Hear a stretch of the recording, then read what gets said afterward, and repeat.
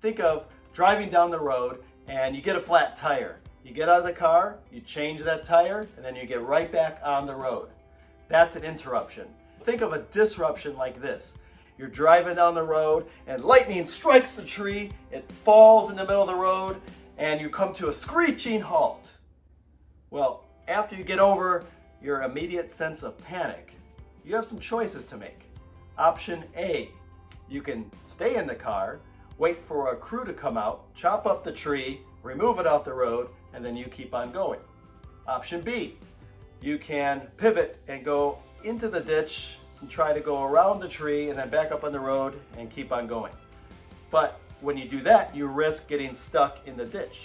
Option C, you can turn the car completely around in a 180-degree pivot, go the opposite direction to retrace your steps, and try to find an alternate route.